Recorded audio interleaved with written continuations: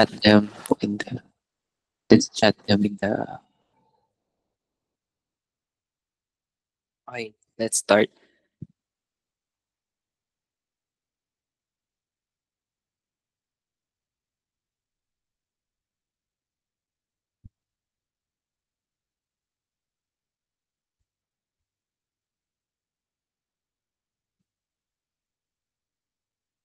Okay. So we'll just go over the um mock exam that you took earlier or the past few days. Okay, so for the first question, Hans is conducting research on the perception of students on their school canteen using a 5-point Likert scale. Each of the following is the level of measurement he is using. And we have here the four levels of measurement: nominal, ordinal, interval, or ratio. Um, we'll discuss them one by one in a nutshell. So for nominal, nominal scale, these are uh, categorical datas. So for example, we have shape like uh, square, circle, etc. Or color like green, red, etc. Uh, those are no, those are those fall under nominal scale. And for uh, categorical, then for ordinal scale, there is an order. So for example, whether uh, one is uh, strongly disagree, then two is disagree, three is neutral, then four is agree, then five is strongly agree. So for ordinal, there is an order or there is a level. And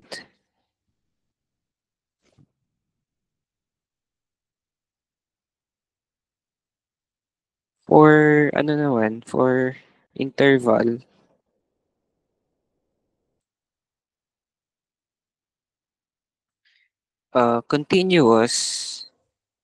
continuous variable siya, but there is no zero. There is no true zero. Ibig sabihin, wala silang baseline. So, tulad ng temperature, temperature in degrees Celsius and degrees Fahrenheit.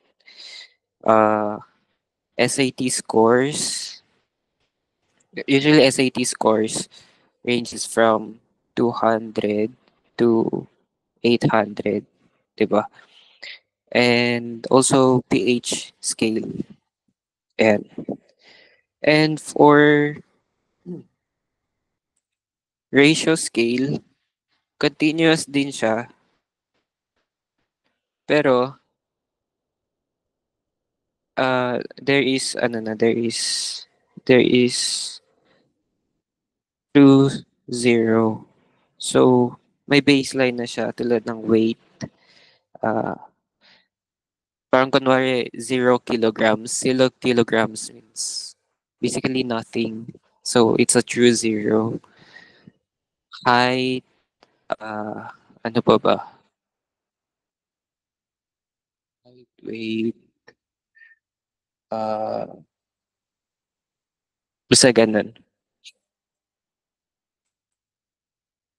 So from these four choices, uh, so what is being asked is what level of measurement is is the like is a 5 point Likert scale. A 5 point Likert scale is something like this, like ito. So from there, the answer should be ordinal. Ayan. Okay. Any questions? Just chat them, then I will uh, get back to it. Okay, so next question. Which of the following is not property of probability? For the first choice, for an event A, the probability of A is between 0 and 1 tau. And the second choice, the sample space S has a probability equal to 1. And the third, given the effect event B, the probability of the cause event A is given by this equation. And for the last choice, for two disjoint events A and B, the probability of the union of A and B is equal to the probability of A plus the probability of B. Okay, so isa-isahin natin. So for the first choice, the probability of A is uh, between 0 and 1 daw, inclusive. This is a property of probability.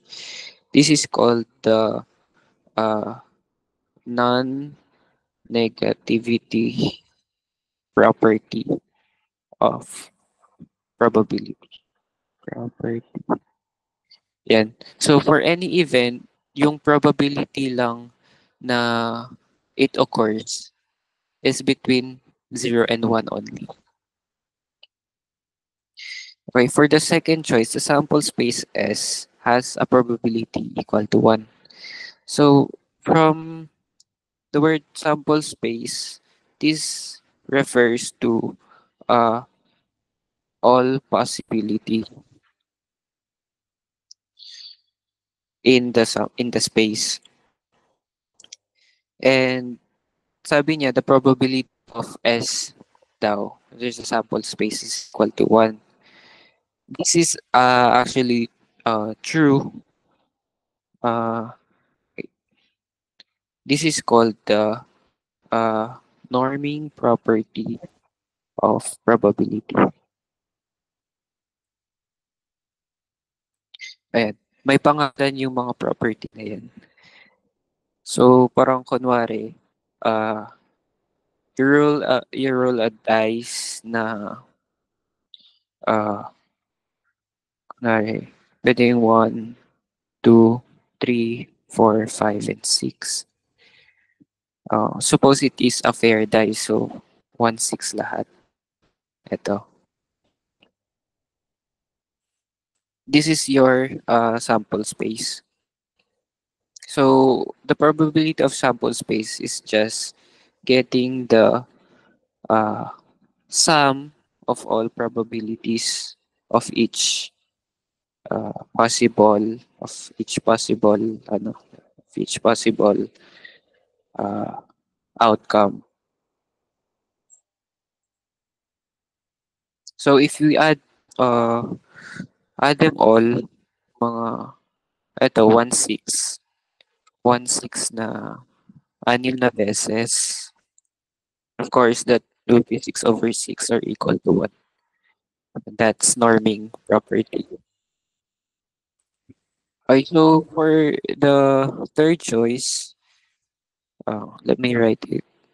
No, mas better. A given B is equal to probability of B given A times probability of A. Okay, so this has a resemblance to the Bayes theorem. Uh, it is a theorem in probability. Theorem states that A given B is equal to probability of B given A times probability of A over probability of B. These two are not equal, di ba? So, natanong is not a property. So, the answer should be C. And for the last choice, quick run through lang.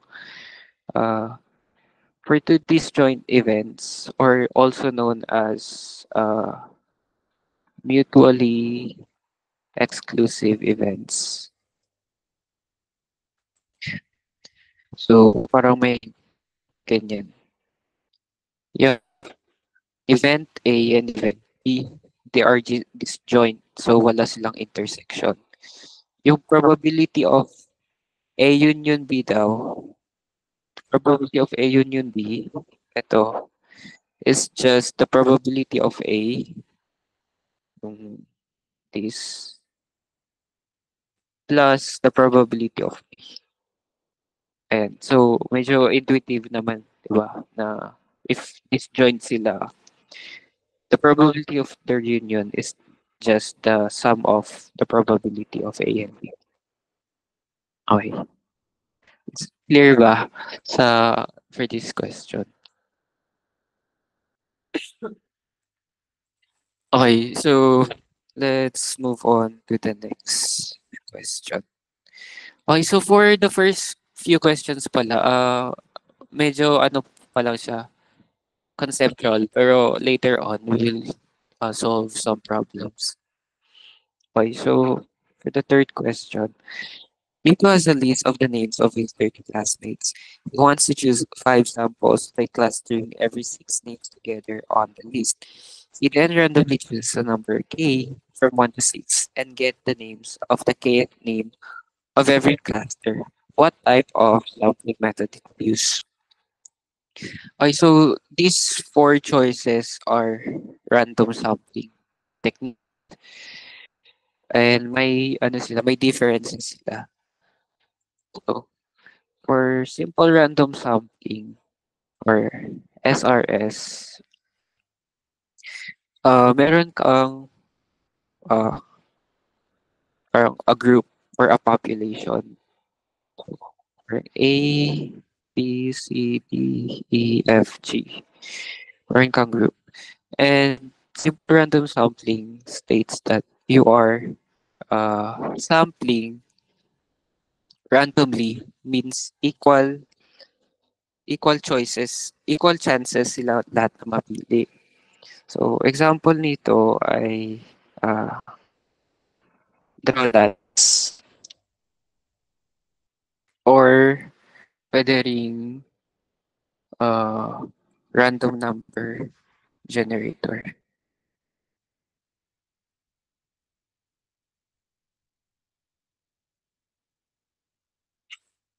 So, simple random sampling, pag may pili kang letter, yun na yung kukunin mo. Yun na yung sample mo. That's SRS, or simple random sampling. Ang systemic sampling naman, or ayan, SysRS. Excuse me. You have a list. Parang kunwari, you have a list. Tapos, you have A, number 2B, 3C, B, 5E, 6, F, C, F. Tapos, systematic sampling states na um, you have to choose a number. Depende kung ilan yung kukunin mong sample. So, for example, you want to have 3 samples. Tapos, you want to get every uh, every 2. Tapos, tapos dito sa K equals to every two sample. Every 2 sample. magge-generate ka ulit ng sample random sampling from the K. So, pipili ka ulit from 1 or 2. If you choose 1, kunwari napili mo 1, kunin mong sample is A, then skip every 2. Skip ka every 2. 1, 3, and 5. Yan na yung 3 samples mo. Pero pag kunwari nakuha mo 2, kunin mo yung B, D, and F. So it has systematic siya from the name itself. And then for stratified naman, uh, stratified, strat, stratified sampling. You have a population, kunwari A, B, C, and then like 1, 2, 3, 4. You have alpha, beta, and gamma. Add tayo ng B. Stratified sampling, so magkakaroon ka ng subgroups na may similar attributes.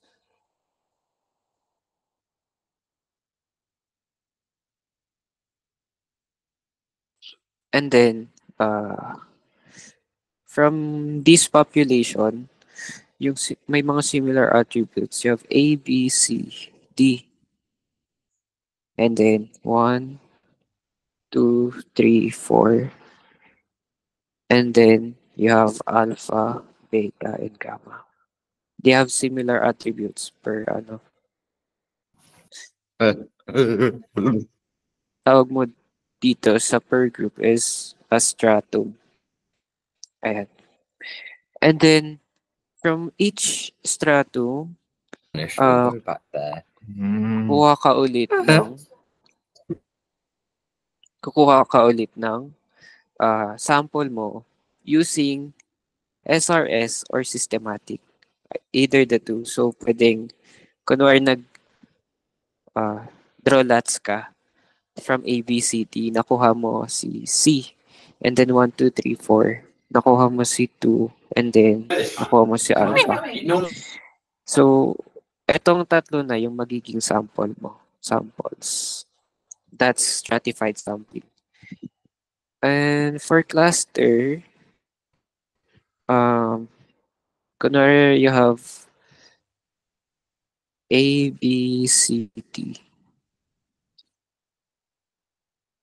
You have clusters. Alpha, right, E, F, G, H. And I, J, K, L. Kunwari ganyan. You have three clusters.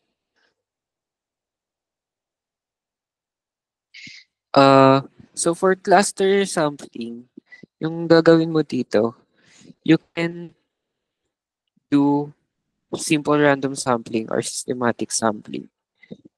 Ang mangyayari dito, kunwari yung nilay ito na cluster 1, cluster 2, cluster 3. And then magdodraw lots ka ulit. Kunwari napili mo yung cluster 3. Mangyayari, etong lahat na to, IJKL, eto na yung samples mo. So parang isahan na lang siya. Tapos, cluster sampling usually ginagamit siya sa geographic, based on geographical location or proximity. Ganyan. Or magkakatabing barangay. Ganun. Pwede mong i-cluster together yung magkakalapit. Okay, so from these four random sampling techniques, so what type of sampling method did he use in question? My Willie. So, di ba meron, sabi dito, meron siyang list of his 30 classmates and he wants to choose five by clustering together every six names. He then randomly chooses a number k from 1 to 6. So, it resembles yung parang process ng systematic random sampling. So, the answer is the second option. Okay. Clear ba? If you have questions, just let me know. Okay, so third question. Carl is testing if the mean of one population is greater than that of another population. As his sample size is only 18, he must use a t-test to test the means. However, he must check first what type of t-test he must implement by testing the population variances. Which of the following pairs of hypotheses is he testing for assumption checking? Excuse me. So, yung tinutukoy dito na assumption checking is testing their population variances. That's one assumption checking in conducting t-test. If you remember, may dalawang uri ng t-test. That's t-test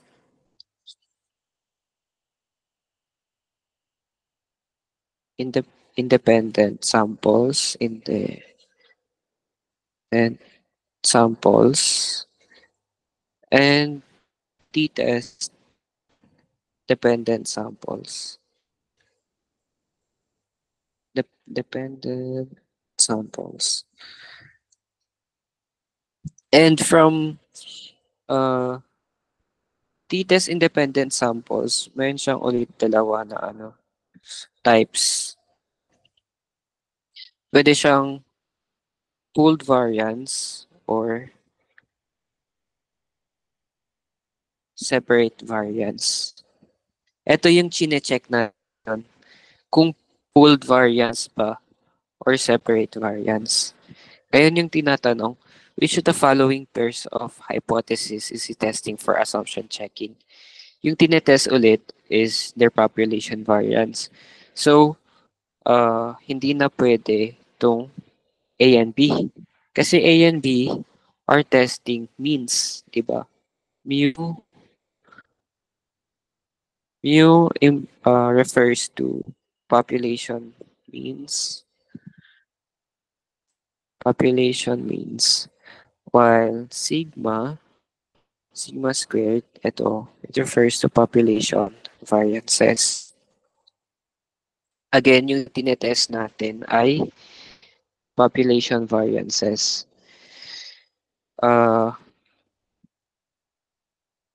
so hindi natin tinetest if the mean is greater than or less than. So, we are just checking kung equal ba sila or not. So, yung null hypothesis, dun sa null hypothesis tayo, uh, yung C that only tests if greater than yung isa. While yung D is they're checking if equal or unequal. But this is an assumption checking, so the answer must be D.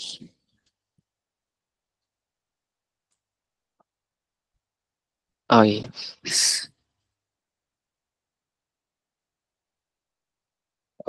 So next question. Alright, start na tayo sa pag-compute.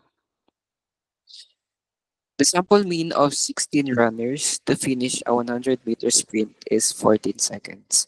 The sample variance is found to be 1.21 seconds squared. Which of the following is the 95% confidence interval of the population mean? Okay, so the a sample mean of 16 runners. So we have n equals 16. So we have 16 samples. The sample mean of 16 runners to finish a 100-meter sprint is 14 seconds. So yung sample mean mo daw is 14 seconds. So that's your X bar, 14 seconds. The sample variance is found to be 1.21 seconds. That's your S squared, 1.21 seconds squared. So, and which of the following is the 95% confidence interval of the population mean? Okay, so yung formula for getting confidence interval of a population mean is uh, X bar plus minus T sub alpha over 2, and then you have your TF times S over square root of N. Diba? Um, since this we only have 16 runners, that's less than ano, this is less than 30. So, yung gagamitin natin is the T distribution. Kung more than 30, yung gagamitin natin yung if more than 30, we will use the Z distribution sana. Okay. That's just a side note.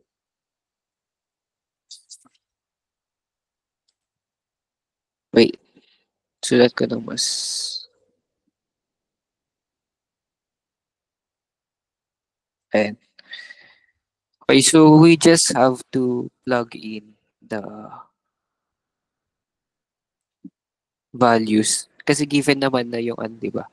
Yung value ng T natin. So yung X bar is 14 plus minus your T is 2.13 times ano yung S natin? Yung given kasi S squared. So we have to take the square root. So the square root of 1.21. And then the square root of N. It is our N is 16. So ganyan. And then simplify pa natin further. 2.13 times the square root of 1.21. That's actually a perfect square. It's 1.1. The square root of 16 is also 4. Okay. And then, mag, we just have to calculate dun sa, dito muna. So, 14 plus minus. That's 2.13 times 1.1. That's 2.343. And then divided by 4. 14 plus minus 0.58575. Okay. So to get the lower confidence interval, is the minus. Tapos kapag upper confidence interval naman, plus. So 14 minus 0.58575. It's 13.41. And then your upper confidence interval is 14.59. Up to 2 decimal places lang naman yung choices. So, up to 2 decimal places lang tayo. Actually, dito, pwede natin i-simplify further. I mean, i-round off to 2 decimal places. Ayan. So, yung sagot natin na choices. So, the answer is B.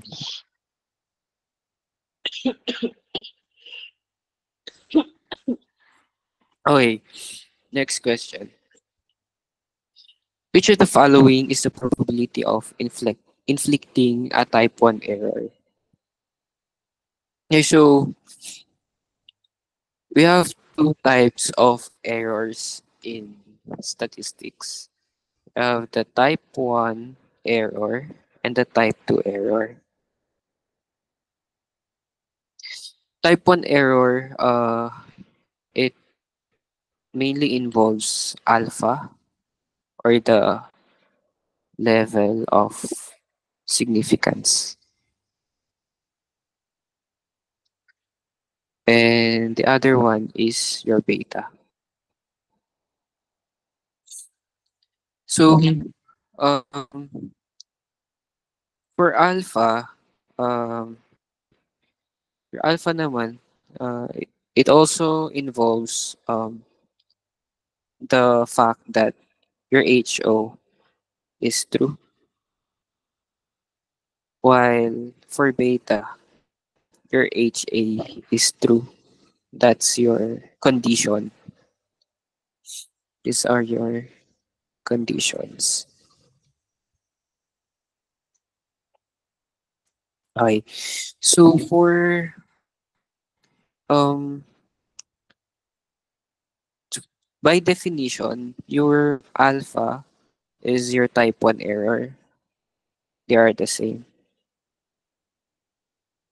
And alpha is computed by the probability that you reject your HO given your alpha is Wait. reject HO. And then again, your condition for alpha is that HO is true. Okay, so your condition is HO is true. And so from choices, uh, alin ba dito? That's your the first option. So the answer must be A. Okay, so for ano lang, for dagdag information, um,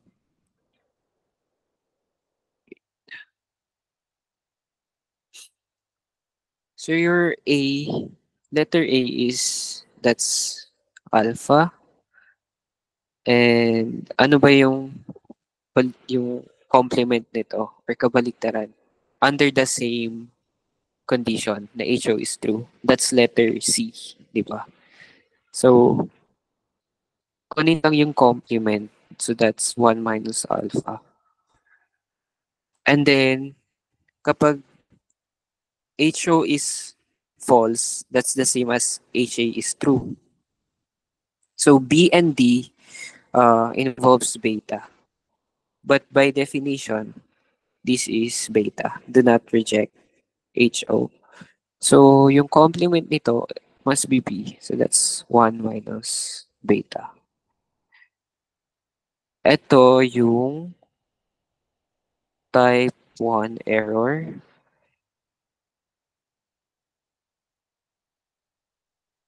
And ito naman yung type 2 error.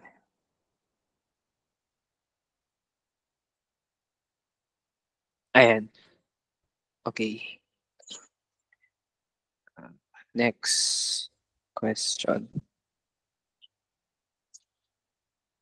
What is the value that refers to the probability of obtaining the observed data as well as its extremes under the fact that the null hypothesis is true? Okay, let's start with ano muna, illustration. So, kunwari, your distribution is, mm, let's say, normal, normal distribution. And, and then, so you have an alpha. That's your level of significance. Kunwari, ito yung alpha mo. That's your alpha. So, ano yung, ano dito, ano yung mga parts nito? Your critical value is this. This is your critical value, or also known as CV. Minsan tinatawag ding critical point. And then your test statistic. Yung test statistic, yan yung mga kinukompute natin. Yung parang, uh, kunwari Z, yan, or T, your F, ano pa ba? Ayan, mga ganyan. Yan yung yung test statistic. And test statistic can fall any on the line, on this horizontal line. It can fall anywhere there. So, pwedeng dito, kunwari, that's your test statistic. Test statistic. Your p-value, that will be this this area. Yung area under the curve. Under the curve. That's your p-value. P-value. Okay. Ang estimate value naman, yun yung mga nasasolve natin from our samples. Kunwari, pwedeng X bar, that's your sample mean, or S, your sample uh, standard deviation.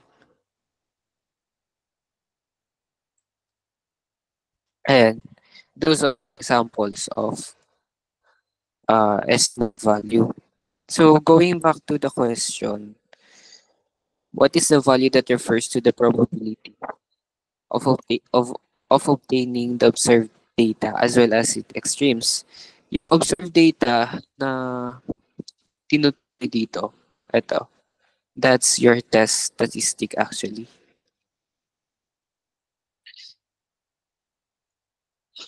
So yung tinatanong probability. So yung probability, that can also pertain to area under the curve. Area under the curve.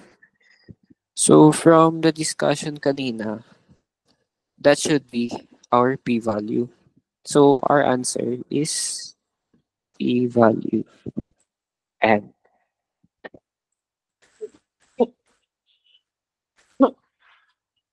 okay, next question. In a certain regression model, the value of the correlation coefficient is computed to be 0.93. Which of the following interpretations is valid? So yung 0.93 dito, yan daw yung correlation coefficient or R. That's your R. Okay. So first option, there is a moderate direct linear relationship between the independent and dependent variables. For this option, this is not true actually. Kasi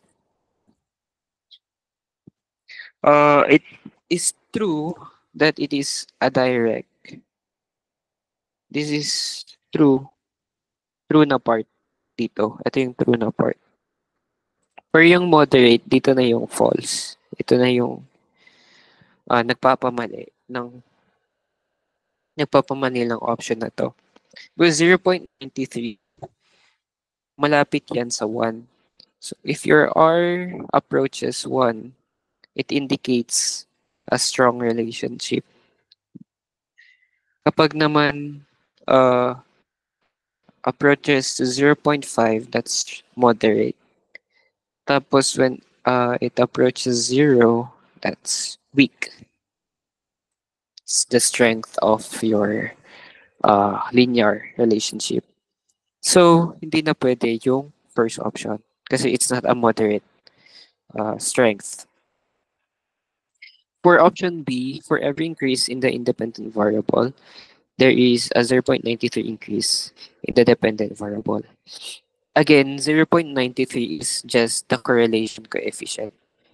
It's not the slope of the uh, line that uh, describes the relationship. Pag kunwari dito, your y hat is equal to some y-intercept plus, so ba ganyan? Alpha plus beta x. Ito yung, this is the equation of the, ano, di ba? Line. And then, kunwari, your alpha is uh, 0.1, kunwari, plus 0.93x. Kunwari, uh, ito yung relationship nila, linear relationship. Yung 0.93, this is your beta. This is your R. That is just the slope. And yung na-compute natin is correlation coefficient. It is not the slope. It is not the beta. So, for every unit increase in the independent variable, we cannot say exactly na uh, may 0.93 unit increase in the dependent variable. Kasi hindi given yung beta natin. Okay, so hindi na pwede yung option 2. For option 3, 86.49% of the total variation in the dependent variable can be explained by the independent variable. For this type of interpretation, it makes use of R squared. So, let's compute muna yung R squared natin. So, that's 0.93 squared, which is equal to uh, 86.49. 0.86, 0.8649. And interpreting this R squared, yung interpretation nito is this one. 86.49% of total variation in the dependent variable can be explained by the independent variable. So that's the interpretation of R squared. So it is a valid interpretation. So our answer is the third option. Ayan. Okay, so let's move on to the next question. Ito naman, it involves the chi-square. It involves the chi-square distribution. A hypothetical something below show the distribution of the smoking status and lung cancer status of 100 adults. We want to test the independence of these two variables. What is the test statistic and conclusion that can be drawn? Okay, so yung tinatanong dito is if there is an independence or association between two variables, which are smoking and lung cancer. So, in solving problems like this, you can go systematical. So, meron tayong um, an 8-step procedure. First is stating your null hypothesis. Kunwari, uh, smoking status, it's a procedure, and lung cancer status or independent. That's your null hypothesis. So, ibig sabihin, your, and step two, your alternative hypothesis, that's the opposite. They are uh, not independent. Then your third step is to uh,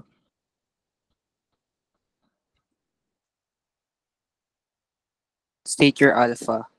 Actually, wala pala given dito na alpha.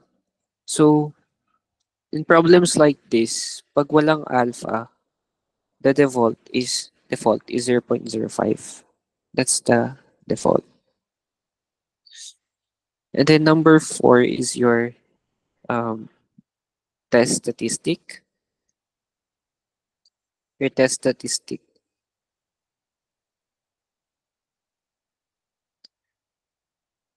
In this problem, your test statistic is the chi-square, which is equal to, ano yung formula ng chi-square? Summation from summation of observed minus expected squared over observed minus your n. Wait, let me ano lang, double check.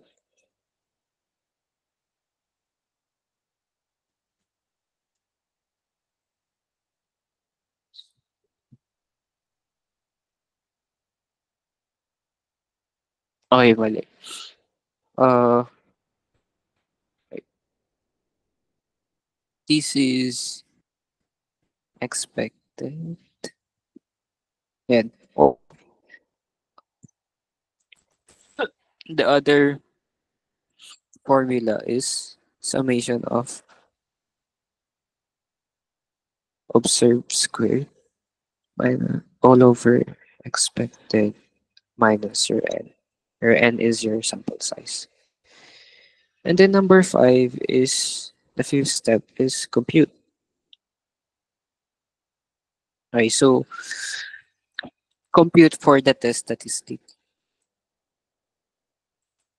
Given tayo nito, that this is your observed.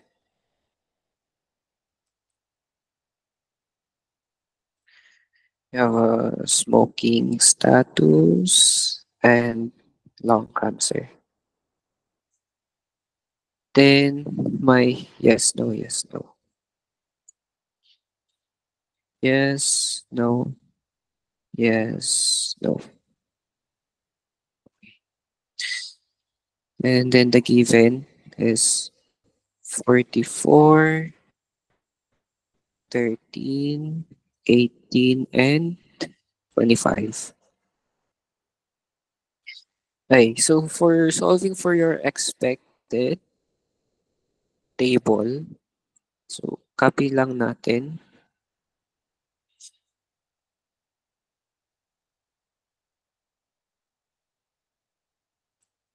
Yes, no, yes, no. Ayan. So, kukunin natin yung total, each row and each column. So, under yes na smoking, that's 44 plus 13 or 57. Under no, that's 18 plus 25, which is 43. 44 plus 18, 62.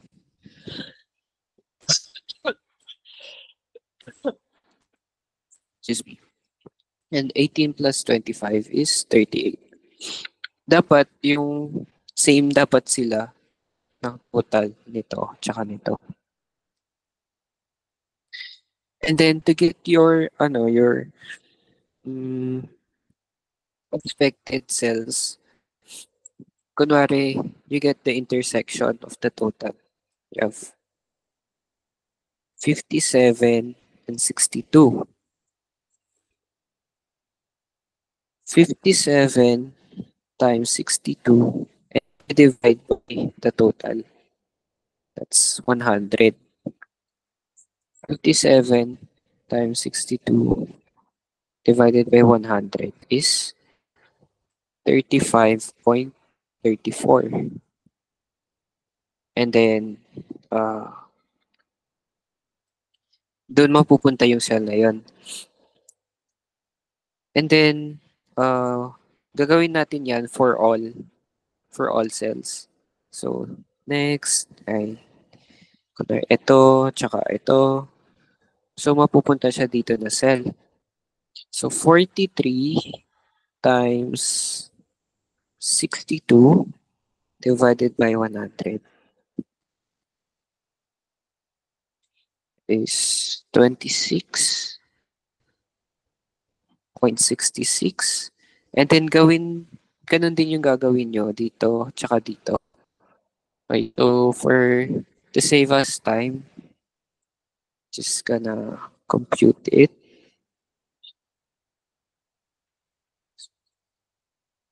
That's 57 times 38 over 100. And then 43 times 38 over 100. It's 21.66. 16.34. Ayan, meron na tayong observed and expected. And, wait, may nakaligtaan ako. This is actually the sixth step. And the fifth step is your decision rule. Okay. Example.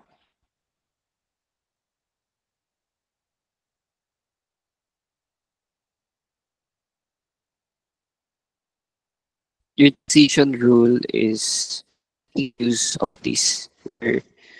That's your critical value. Remember, this is your critical value or critical point. And your decision rule for a chi-square test of independence is reject HO if your test statistic is greater than your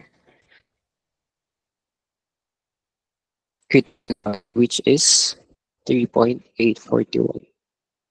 Right. Okay, going back, so pwede na natin gamitin yung formula na to. So your chi-square, again, the formula is summation of observed squared over your expected minus n, which is, this is your n. Okay. So, chi-square is 35.34 squared over 44 plus 26.66 squared over 18 plus 21.66 squared over 13. Ay, wait. Baliktad pala. Observed.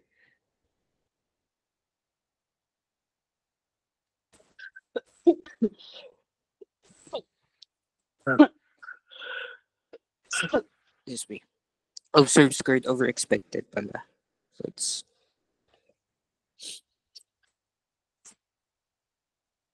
44 squared over 35.34. Dapat yung magka-corresponding na na cells yung divide. Then 18 squared over 26.66. 13 squared over 21.66 plus 16.66 34, ay, no, 25 squared over uh, 16.34 and then minus natin yung 100. And, right, din ko lang ito para maayos. And our chi-square test statistic, uh, kapag uh, compute natin yan, that would give us around 12.99, and we're done with our sixth step. And then our seventh step is our decision.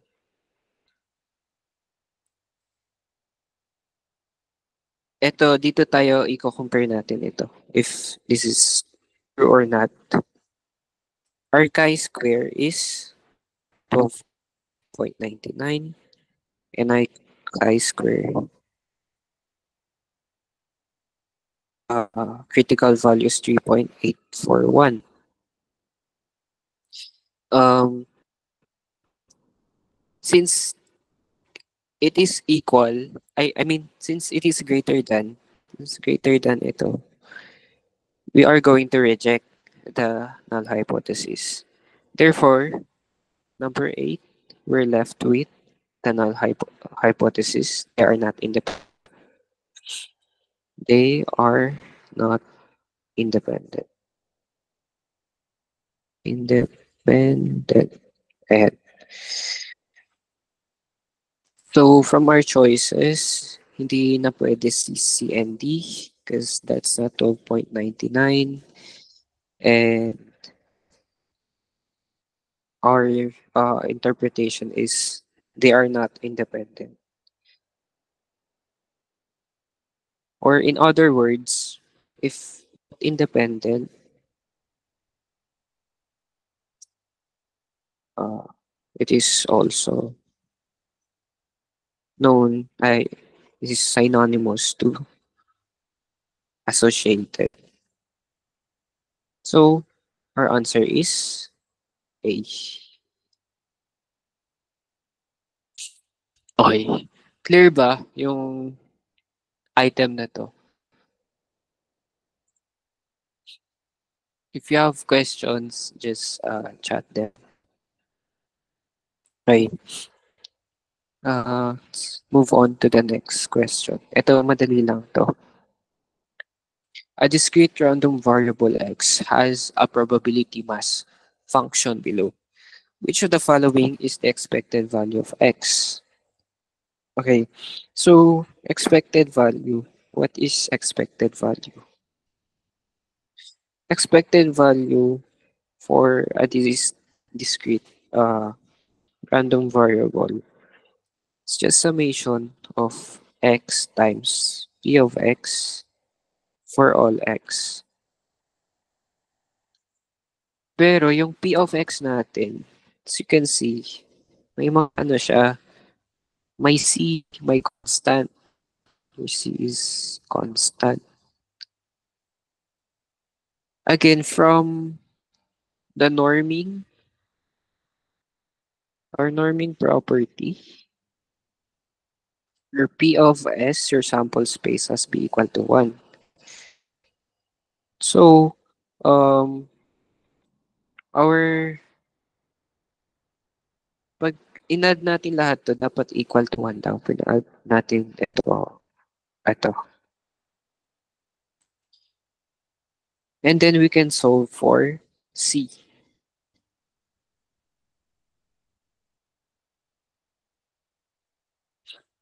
Okay, so pag in-add natin lang lahat, that will 1.00C equal to 1. So C is just equal to 1. So our new probability mass function will be uh, 1, 2, 3, 4, and C is just equal to 1. So, ganyan.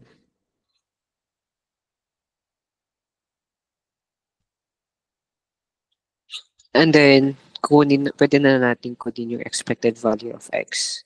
So, again, this is the formula x times p of x. So,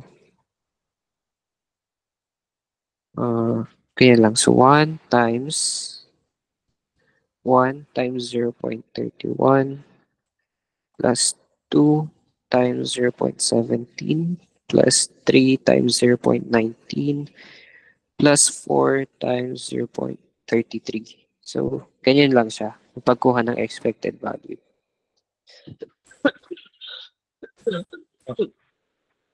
Okay. And then, i-simplify lang natin. That would give us 2.57. So, answer choice B. Ayan. Ganyan lang yung kasimple yung pagkuha ng expected value of x. Okay, next. Which of the following is not a difference between correlation and linear regression? Okay, first option, data in correlation is represented by a point estimate, while data in linear regression is represented by a line estimate. Ay, again, yung parang kanina, correlation represented by point estimate. That's your correlation coefficient. That's for correlation. While sa linear regression naman, meron kang line estimate, yung y hat equals alpha plus beta x. So this statement is true. So difference siya. Yung hinahanap is not kasi. And then next, correlation determines the level of association between two variables, while linear regression states that the independent variable causes the dependent variable. Okay, so correlation determines the level of association. Yung parang kanina, pwede siyang strong, moderate, or weak. So this part is true. Yung second part, linear regression states that the independent variable causes the dependent variable. Actually, for linear regression, it only uh, it only describes the relationship between two independent variables. Yung association nila. Kunwari, you have 2 points, you have points, ganyan. And then linear regression just estimates the line that estimates the linear relationship between two variables. But this does not imply causation. Your x variable does not cause y. Pero yung sinabi dito, linear regression states that the independent variable causes the dependent variable. So mali na dun na part. So our answer is B.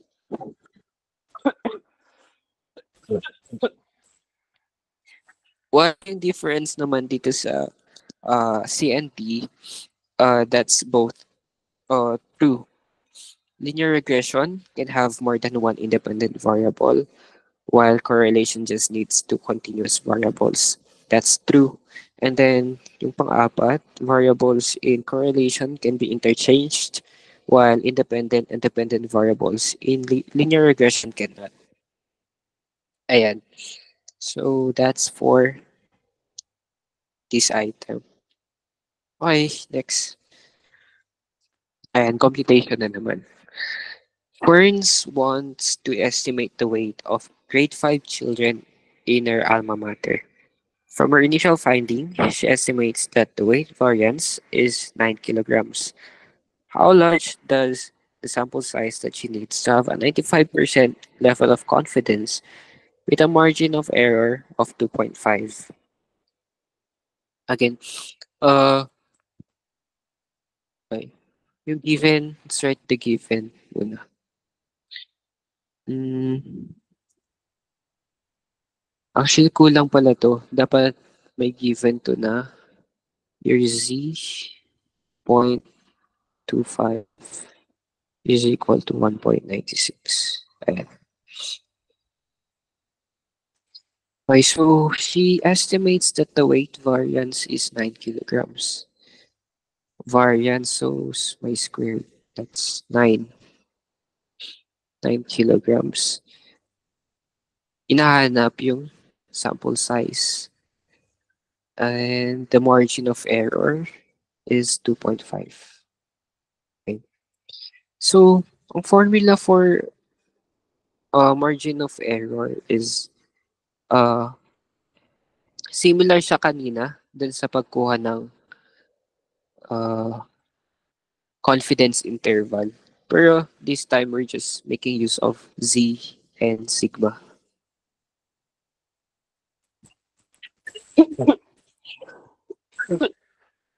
Okay, so E margin of error is equal to Z sub alpha over 2 times uh, sigma over square root of n.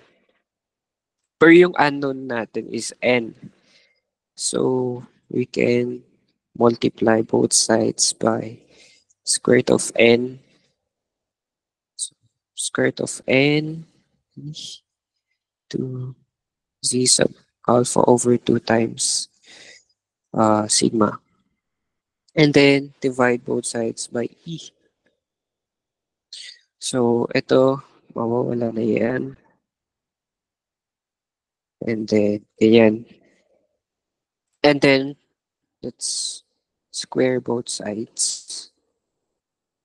So Rn is equal to z sub alpha over 2 times sigma over e all squared. Ayan, you can memorize this formula para mas madali pag sa entrance exam. Okay, so our z is equal to 1.96. For sigma, okay, again, yung given is sigma squared. So, just have to take the square root.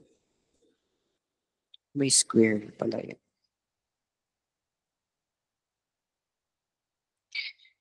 What's the square root of 9? It's just 3. So, 1.96 times 3 all over e, which is 2.5 all squared. Then, simplify lang natin. This is 2.352 squared, which is equal to 5.53. Pero yung choices natin lahat, puro ano lang, whole number. Because sample size are just whole number. For sample size, kailangan natin always round up. Up dapat. Up. So, Rn will become 6. So, our answer is D. Ayan. Okay, that's for this item. Okay, next question. In Gawad Kalinga, Ateneo volunteers fundraising activity, a raffle is being held where 500 tickets are sold at 200 pesos each, with the newest CarC KC S991 calculator as a prize. The calculator is priced at 1,300. What is the expected value gain if I buy one ticket?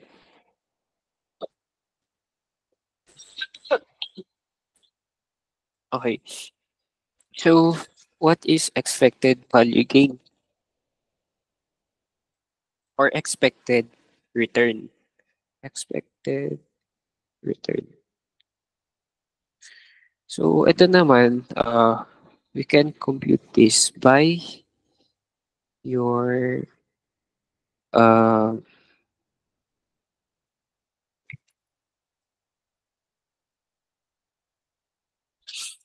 your total cost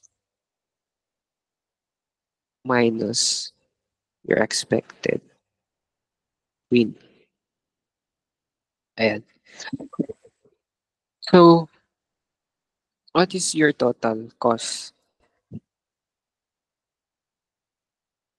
That's just, sabi dito, di ba, saan ba yun? If I buy one ticket, so I only bought one ticket. And what's your probability of winning? Di ba 1,500? I mean 1 over 500. That's your probability of winning the calculator. And then you multiply that by your cost.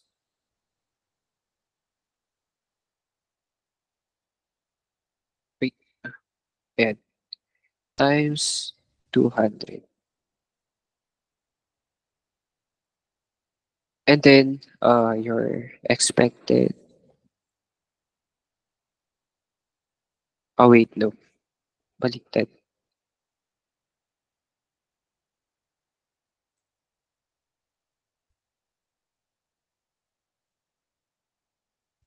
Expected winning minus total cost pala. Okay. So from here, your uh expected win, that's just your probability of winning uh, times your price. What's your probability of winning? You only bought one ticket. So 1 over 500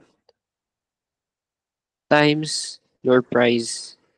If ever you win, kung mananalo ka, ano yung magkano yung price mo, 'di ba? It's worth 1,300 minus your total cost.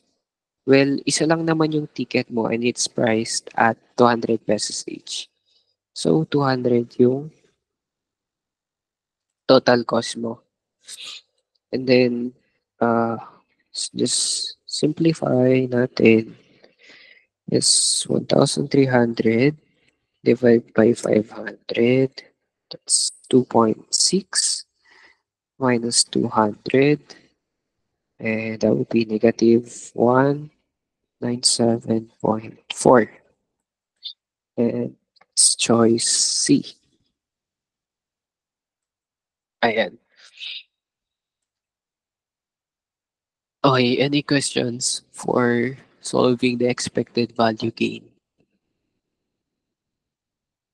Whether you expected return, expected value return. It's your R. Okay, so next. Ito naman. Ida's delivery box of 5 light bulbs has arrived at her door. It is known that the light bulb company has a defective function of 10%. What is the probability that Kyla's box contains at least one defective light bulb? So, uh, tinatanong is, what is the probability na at least one defective light bulb meron yung box ni Kyla? So, yung pwedeng kukunin natin yung probability ng one defective plus probability na two defectives. plus the probability na 3 defectives plus the probability na 4 defectives plus the probability na 5 defectives. Pero ilang probability to? Di ba 5? So, parang ang haba pag ganito yung solve natin. Again, di ba, by norming property, your probability of sampling space is 1. Ano na lang yung kulang dito? So, you have defective can be uh, 0, 1, 2, 3, 4, or 5. Diba? And yung tinatanong is itong 1, 2, 3, 4, 5. But we can get the complement of it by subtracting the probability of 0 from 1. 0 defective. Ayan. These two are just equal. Yung left hand side and your right hand side. Okay, so ngayon pwede natin isolve muna yung probability of 0 defective.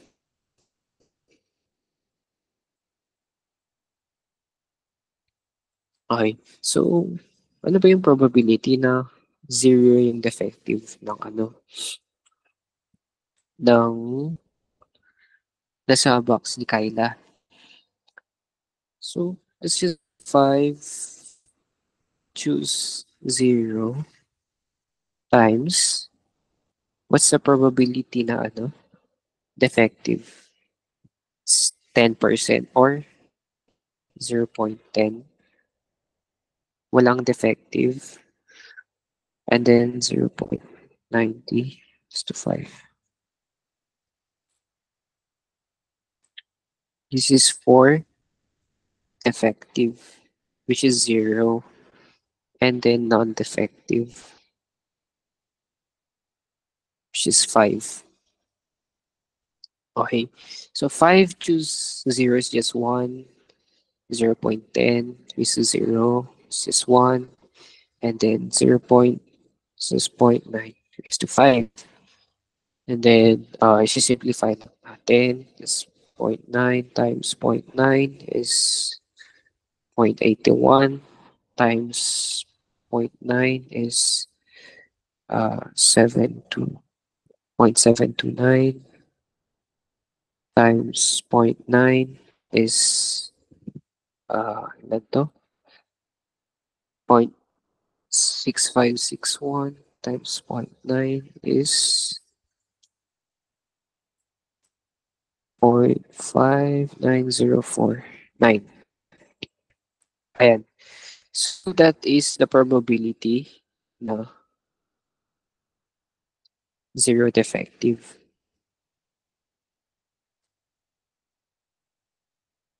Pero, yung tinatanong is 1 minus the probability of 0 defective. So, 1.0000 minus 0.59049. That's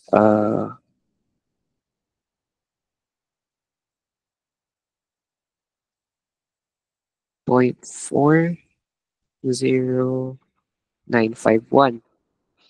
And choose choice number, I choice 0.4095. 095. 095. Ayan. So, answer is the second option. Okay. Okay, clear ba yung item na to? Okay, so 9:26 na pala. So, just go to our last item for tonight. Ayan. This is an interesting one. In Teresa Yuchenko Auditorium, there are 12 empty seats in the front row. In how many ways can six students be seated in six consecutive chairs? Okay, so at maganda pag i-illustrate natin yung problem. So we have 12 empty seats.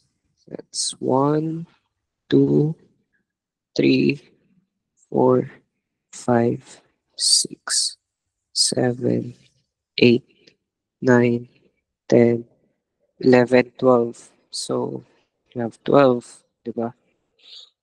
12 empty seats.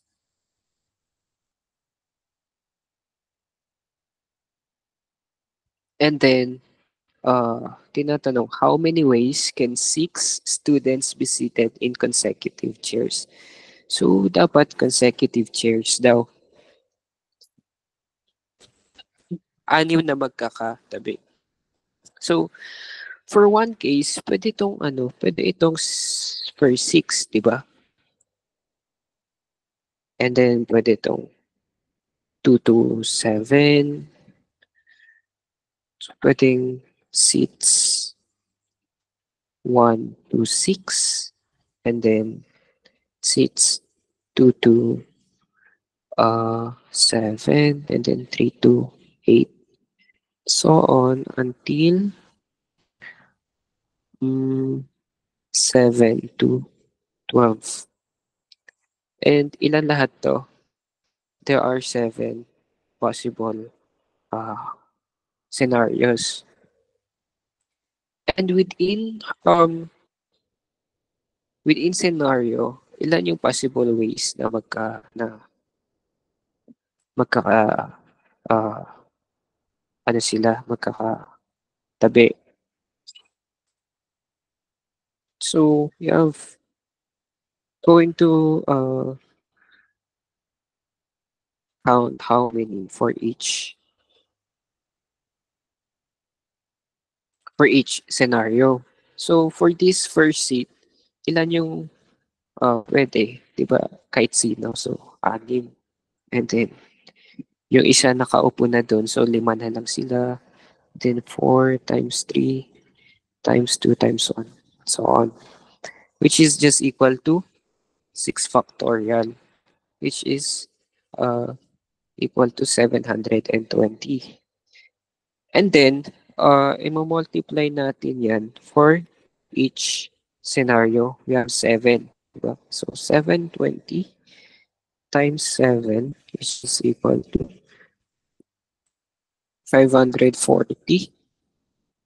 And our answer will be A, yung first option. Ayan.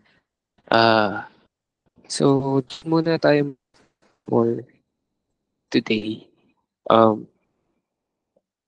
If you guys have any questions, just don't hesitate to chat in the GC or chat me personally, directly. Pwede rin, I will answer to you.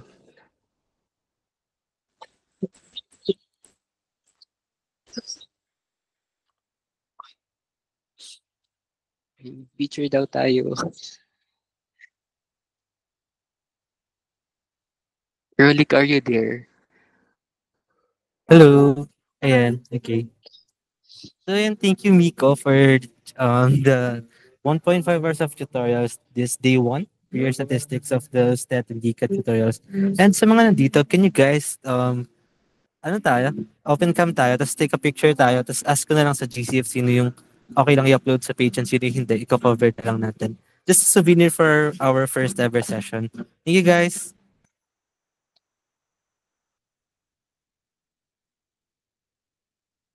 Again, pakita nyo na yung mga pogi din yung faces.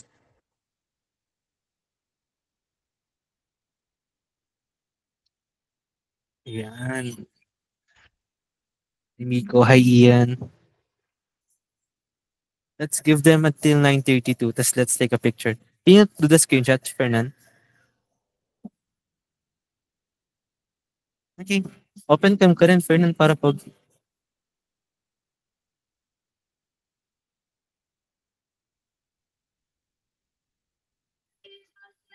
Okay, sige, let's smile, guys. Ikaw na magbilang, Fernand. Go.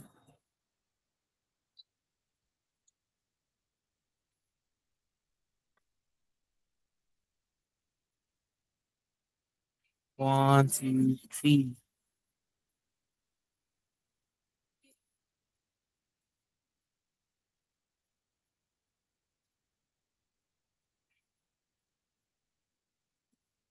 Yan, okay. Thank you, guys. Thank you. So, for tomorrow, calculus tayo. Ang magtuturo sa atin ni si Charles from UPLD.